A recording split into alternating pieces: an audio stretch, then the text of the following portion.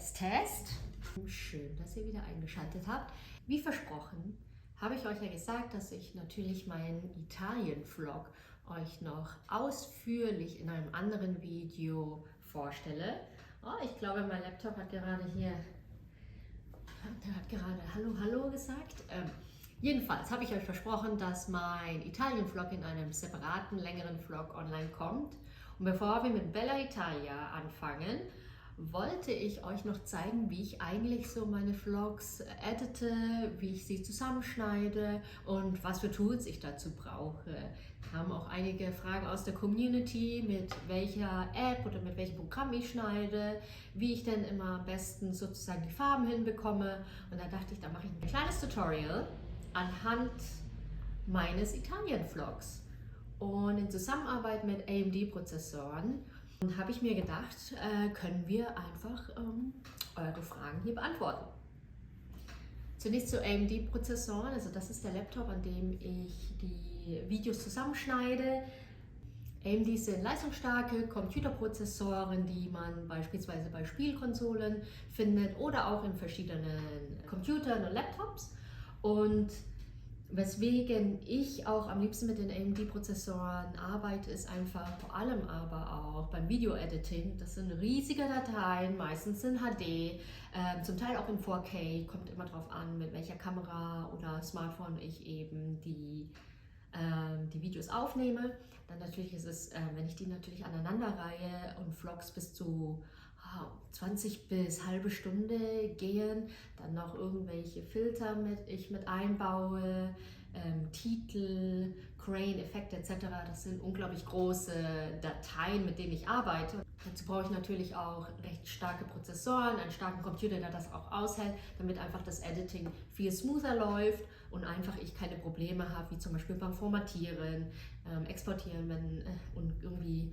Ich möchte natürlich auch nicht 12 Stunden am PC hocken und mir denken, jetzt muss ich noch 9 Stunden warten, bis mein Video exportiert worden ist und ich es dann auch noch auf YouTube hochlade. Genau, das ist so die Base. Without further ado, zeige ich euch jetzt, wie ich am einfachsten und generell meine einzelnen Schritte, wie ich am liebsten Vlogs zusammenschneide, organisiere etc. Das fangen wir natürlich mit den Dateien an. Es kommt darauf an, mit was ich filme. Diesmal habe ich den Italien-Vlog mit meinem Smartphone gefilmt. Dazu lade ich die Dateien alle auf den Computer hoch. Ich sortiere sie vorab und schaue, welche Videos sind unscharf oder brauchbar oder vielleicht welche Szenen möchte ich nicht mit reinnehmen. Das ist immer ganz spannend zu sehen, weil manchmal ist auch ein fetter Finger mit in der Linse gewesen oder ist irgendwie alles verschwommen, dann ist das natürlich leider nicht brauchbar und auf Reisen weiß man natürlich nie, war das Licht jetzt gut oder sah es einfach nur heller oder dunkler aus durch die Sonnenbrille. Und genau.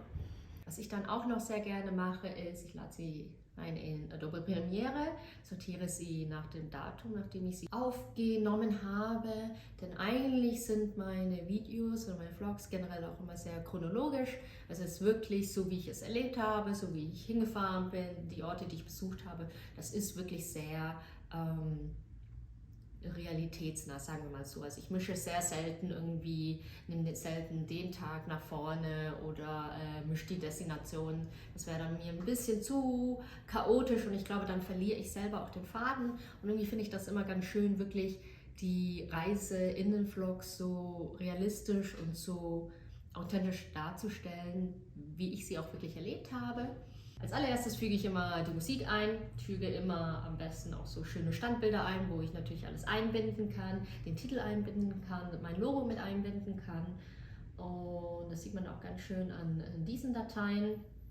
Nachdem ich die eingefügt habe, schneide ich dann auch noch die Videodateien weiter und schaue, dass die genau auf die Musik passen. Wenn auf den Beat oder auf irgendwelche Abschnitte von den Songs. Ich mische, da jetzt die Videos viel länger sind, sehr gerne auch mehrere Songs von dem gleichen Interpreten. Das sind natürlich immer lizenzfreie Musikstücke, die ich verwende.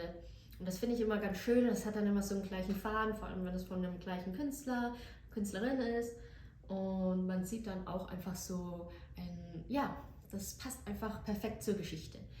Ich mag es auch, wenn es eher melodischer ist, bisschen jazzy, Beat, Hip-Hop-lastiger, R&B-lastiger und genau. So, nachdem ich dann die Videos an den Beat gereiht habe und eigentlich schon recht weit bin mit Storyline etc., kommt da mein Favorite Part, das ist nämlich das Color Grading. Das macht mir unglaublich viel Spaß, einfach nur weil Adobe Premiere schon einige vorgegebene Filter hat, die ich auch immer sehr schön finde. Und also falls ihr das bemerkt habt, nicht jedes meiner Videos wirklich immer in den gleichen Farben, in den gleichen Filtern ist. Ich habe da schon natürlich meine Lieblinge, aber ich stimme das auch sehr gerne immer auf die Moods, auf die Destination und auf das Videomaterial natürlich ab. Und dann schauen wir mal, was es hier für welche gibt. Ich suche mir mal dafür eine Datei aus, kopiere dann das komplette Color Grading und setze das dann komplett auf alle anderen. Wenn ich damit fertig bin, kommt dann noch ein kleiner Feinschliff zum Beispiel. Ich mag es sehr gerne, dass ein Grain auf meinen Videos liegt. Nicht zu stark, aber so ein kleines bisschen für einen etwas Vintage-Look. Das finde ich immer ganz schön bei Videos. Genau. Und wenn ich das habe, kommen dann noch die kleinen Sachen, wie zum Beispiel füge ich dann die Titel, das Logo oder auch kleine Beschreibungen in den Videos. Kennt ihr das sicherlich wohl, wenn ich mal essen gehe, kommen da immer die Locations oder irgendeine kleine Beschreibung, ein kleiner Kommentar mit drunter. Und das finde ich immer ganz schön, damit man einfach auch, oder damit ich auch weiß, wenn ich die Videos mal später angucke, wo ich dann da war, wie das Restaurant dann nochmal hieß, ach, was wir da gemacht haben, das finde ich mal ganz schön. So, dann nur noch der Abspann und dann wird formatiert. Und jetzt kann man hier beim Formatieren sehen, wie schnell das geht. Es sind nur wenige Minuten bei einem Video von circa, ja, schauen wir mal, das sind schon mindestens 10 bis 15 Minuten, wenn nicht länger. Und bei der Länge also ich hatte mal einen ganz, ganz alten Laptop noch zu Uni-Zeiten und der hat auch nicht wirklich lange gemacht. Da musste ich wirklich Stunden warten, bis das exportiert hat. Und tada, jetzt sind wir schon fertig. In nur wenigen Minuten habe ich dieses lange Video fertig formatiert und jetzt ist die RAW-Datei fertig. Jetzt muss ich es nur noch auf YouTube hochladen, die Beschreibung und den Untertitel mit dazu machen. Et voilà, dann sind wir fertig. Und nun seid ihr sicherlich schon gespannt, wie das Italien-Video wird. Dann sage ich mal ciao ragazzi und viel Spaß bei meinem Italien-Vlog.